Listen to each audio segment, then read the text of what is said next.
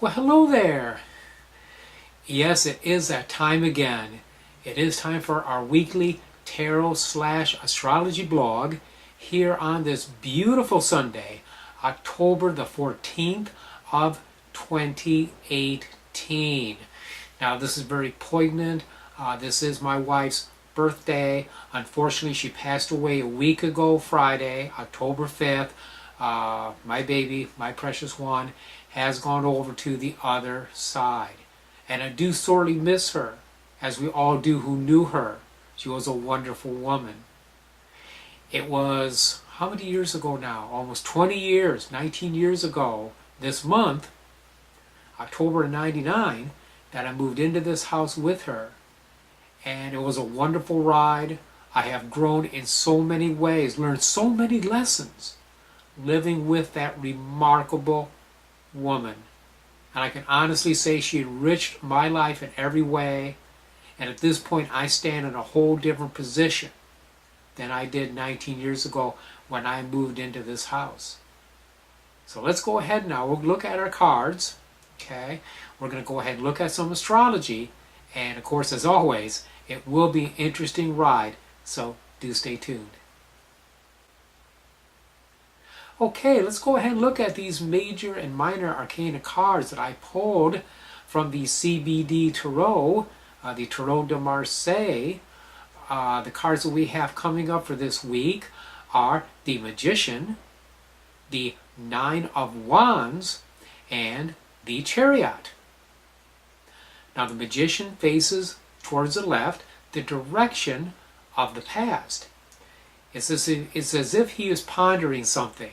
Okay, he's pausing, he's ignoring his tools, his things on his altar. He has a single wand in his hand. He is looking to the left.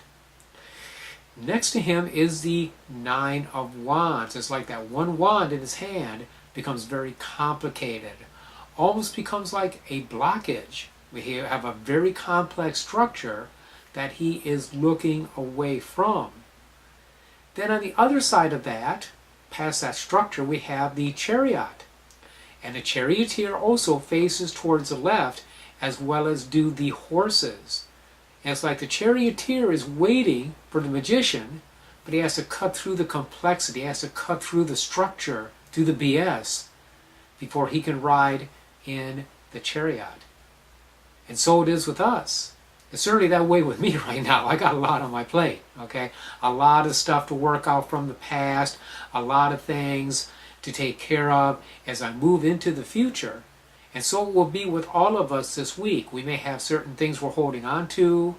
We may have certain considerations that we need to work with. But there's things that we need to resolve before moving forward. This doesn't imply that we have to rush it, but we have to deal with this process. And then we can go ahead and move on with our new plans. Okay, so let's go ahead now. Let's take a look at some astrology. Okay, and there is some stuff that's interesting this week. As a matter of fact, tomorrow looks really good. I want to put on my glasses. Okay, put on my reading glasses. Yeah, I got to have these things. And we're going to take a look here at this ephemeris. I got the big version of the Celestial Guide 2018, the Jim Maynard's Astrologer. This is an excellent, excellent tool. I love this. This is what I use. So let's take a look here, looking at tomorrow the 15th.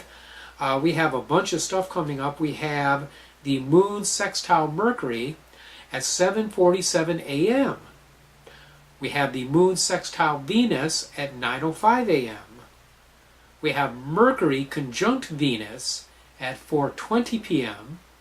And then we have the Moon sextile Neptune at 7:27 p.m.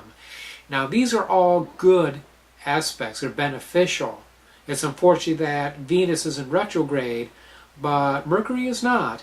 And these are all fairly powerful, beneficial aspects. So tomorrow would be a good day for just about any ritual that you might care to do, especially with the moon, something lunar in nature, something to attract. because we are in a waxing moon. It's growing stronger. So this is a time when we can really do some beautiful and powerful stuff if we choose to do so. Now, the other one that I saw here, let's see, I'm just glancing down through my, okay. Yeah, the next one that I saw, I've turned over the book, was going to be on actually Saturday, okay. Saturday, we're going to have the moon sextile Saturn. That'll be like 12:26 in the morning, early morning Saturday. Saturn rules Saturday, and Saturn is good for things like structure, responsibility, long-term conditions, chronic conditions, things of that nature work with Saturn. And then on Sunday, the 21st, at 1:14 a.m., we're going to have the moon trine Mercury. We also have the moon sextile Pluto and moon trining Jupiter. Okay, all on that same day. Now, of course, some of these are super early morning. We're not going to work with them, but it doesn't matter. When you pick a day to do magic, it's good to pick a day when you have more beneficial aspects than negative, and these are all favorable that I see here. So we've got a couple of strong days, okay? Monday and Sunday coming up are going to be very, very good for doing some workings, okay? All right, so there is your weekly tarot / astrology blog. I appreciate your support. I really do. I appreciate all of you who have reached out to me in my time of loss, in my time of grief, because it is deeply, sincerely appreciated. Those of you that made it to the funeral that was open to the public this last Wednesday, again, I thank you for taking the time to come out there and pay your respects. Thank you for your honor. Thank you for your support. Thank you for your love. So until I see you next week, and you will see me next week, many, many blessings.